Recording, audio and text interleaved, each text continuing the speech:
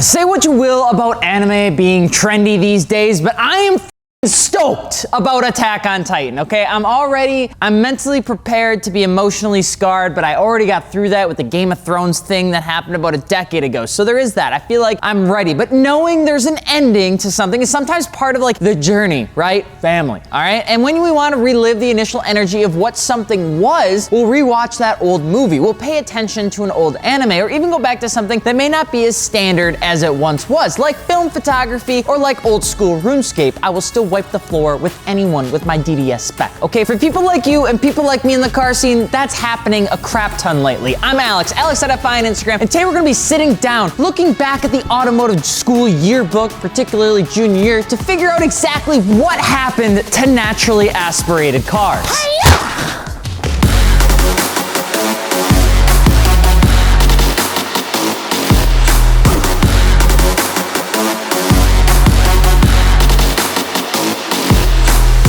Speaking of antiquated, don't be a nerd and buy your wheels and tires separately. That was a bit harsh, but it's true, okay? You can check out wheels, tires, suspension, and performance over at fitmentindustries.com for your new build that you're probably already procrastinating for the springtime. I know it's January. I know you think March is a long ways away. Let me tell you something, it's not. Plus, with wheels and tires, we can mount, balance, and ship them for free to your door so you can avoid the judgment at your local tire shop. And the wheel scratches that are gonna come from the fact that their tire balancers are 37,000 years old. Naturally aspirated cars have been a thing for ages. I mean, literally decades. Finding their power by basic air fuel injection, and in all honesty, there's really not a whole lot to it. It's just an engine that's drawing in air from outside atmospheric pressure and it pushes it into a combustion chamber through the intake manifold, okay? In addition to that, at that time, most naturally aspirated engines then have a predetermined amount of fuel that go into there and inject into the cylinder with the spark plug doing its job, sparking. You put the whole thing together with some sort of timing system, some sort of ECU, and you pretty much get any sort of naturally aspirated engine. Now, there are some incredibly sophisticated elements to a naturally aspirated engine, such as the introduction of a dual overhead cam. That one was shocking, and why have one when you could have two? Variable timing, Vtec, and electronic fuel injection or cylinder deactivation. Cylinder deactivation still isn't something that works really well, but the platform of a naturally aspirated engine is relatively pretty simple and it works, and a lot of automotive manufacturers have been using it for almost 100 years. Most people think about a naturally aspirated engine pretty simply, like a small block Chevy or an LS2 or an LS3, but there's some pretty impressive naturally aspirated engines out there right now. One of the things I would say is the S54, a motor I would claim is iconic for its like 335 horsepower output from a 3.2 liter, which has an engine note and power curve that is easily distinguishable even with the blindfold on. Don't drive with a blindfold on, but if you've driven a car with an S54, you know they're pretty damn good. They feel good. Maintenance,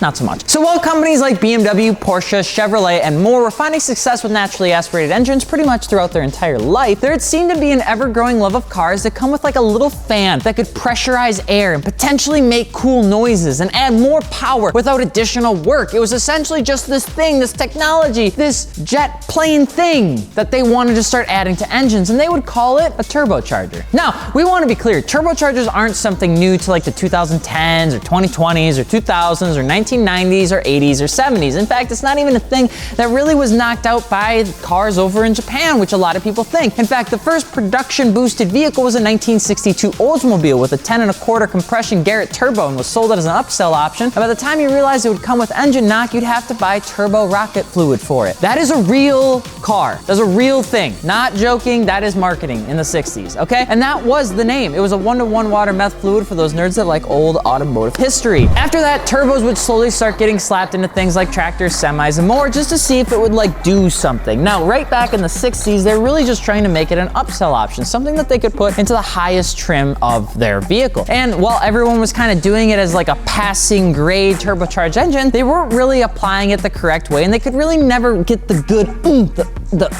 out of it until the big boy, all right, the big daddy, the best in the business. I'm sorry, I'm a little biased, but Porsche would come into the world in 1974 and show the good old BMW with this bunky 2002 turbo how to truly use a turbo. It was the fastest production car in the world, and it definitely caused some accidents and became one of the founding reasons why sports car manufacturers began truly investing money into turbocharged platforms. Really, once they saw Porsche do it, I mean, they saw BMW do it and a couple others, but once they saw it done right, everybody got excited. And that was primarily it. Sports car companies saw turbocharging their cars as an upscale trim and opportunity to show off their fastest and their best, but because of the added engineering and cost, it was usually the most expensive option. Without it, 99% of the car manufacturers were still making naturally aspirated counterparts at a fraction of the price, which was like what everyone else was pretty much buying. And sure, you had turbos in various formats start to come into the fray of the 70s, 80s, and early 90s, but there wasn't even a massive fan base on the technology until it got more widely adopted in the 90s and really started to come over into the United States as a more affordable version in the tuner car platform. That's where a lot of times people think it came from, but really it was more widely adopted in the 90s because of the cars that were coming from overseas. Every single time I think of an FDRX7, I just think of Vin Diesel with his big muscles. Say, it doesn't matter if we win by an inch or a mile. Winning's winning. Should shave my head. Why did they even put them in an RX-7? Tuner cars from across the ocean and their hyperspeed adoption by the domestic market started to speed up the idea of slapping a turbocharger onto a car for additional speed. Now, I want to also say, yes, there were turbo cars coming in like the 300ZX and things like that in the 70s and 80s.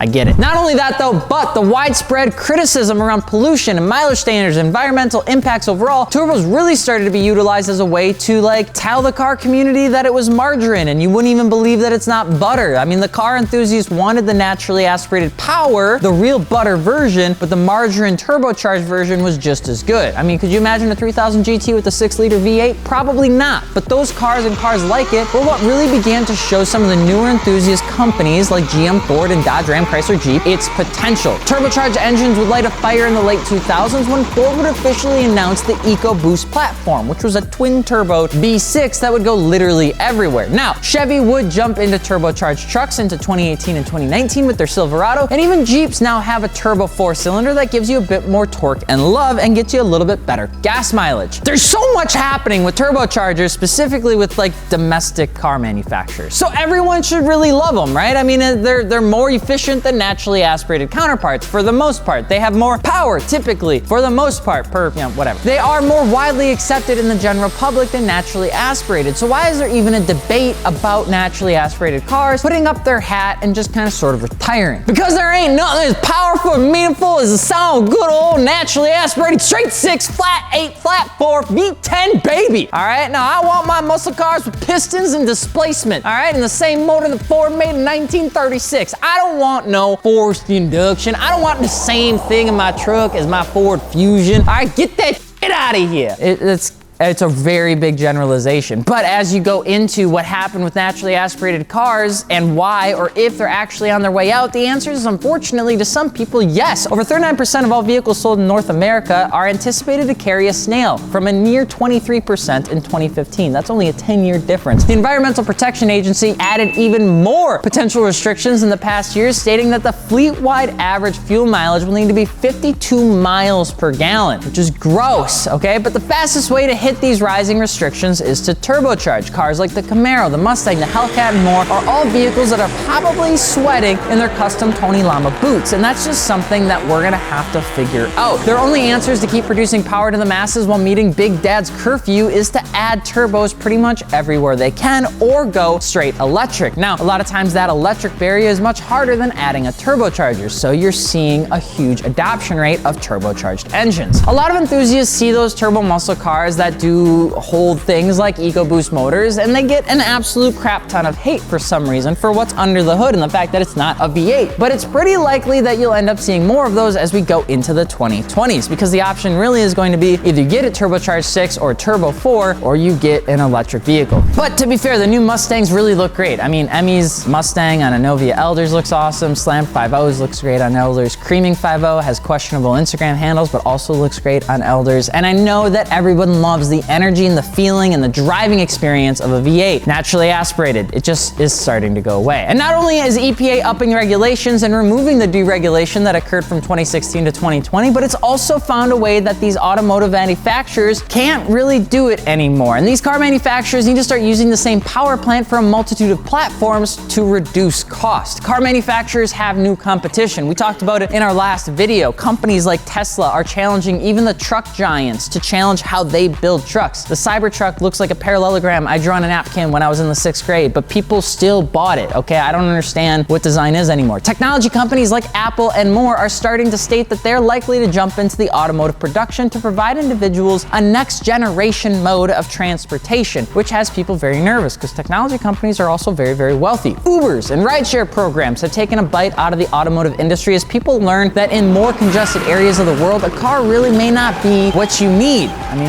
rather just jump in the back. Free Thin Mints, it's like $6. There's writing on the wall, and it's literally all over the wall, that these auto industry giants are in some pretty big trouble. And auto industry has already a tough time fighting in the past decade, and they're gonna have more tough fighting in the next decade by finding ways to take a single engine design like the EcoBoost and apply it to the F-150, the Fusion, the Mustang, and more. Ford can improve their EPA report card, still provide a multitude of options to the consumers, still give them the good old angry, muscly car look, even though it doesn't have a muscly car naturally aspirated engine, and keep costs down as they begin to dabble in things like EV and make their own rideshare programs, which is actually a real thing. Naturally aspirated motors are likely to stay for another decade or two, but there's not much hope after that. I mean, most naturally aspirated cars are probably just gonna sit in this weird little unique space for maybe the older folk, people like you and people like me with a wheelchair. Car manufacturers like Ferrari, Lamborghini, Pagani, and more will likely only use naturally aspirated motors in the future to pay homage to their roots of engine design and not to give good gas mileage, and certainly not to meet any sort of EPA regulations. But regardless on which car you end up picking up for the show season in 2022, whether you're looking at an EcoBoost Mustang versus a V8, don't forget to actually build it. That's the thing that really comes down to. A lot of people talk a lot of smack on cars, but they're usually like, they don't modify them. And I don't mind the EcoBoost, but the V10s and V8s will always have a place in my heart. But you gotta modify them if you're gonna talk smack, all right? When you get to building, don't forget to pick up your wheels, tires, and suspension from fitmentindustries.com. And if you are looking on a turbocharged platform and you're looking to build a block, don't forget about our boys over at maperformance.com so you can brag about your 4-cylinder turbo walking absolute any V8 counterpart, because MAP, that's kind of like their thing. I'm Alex from Fitment Industries, and we will see you later. Peace.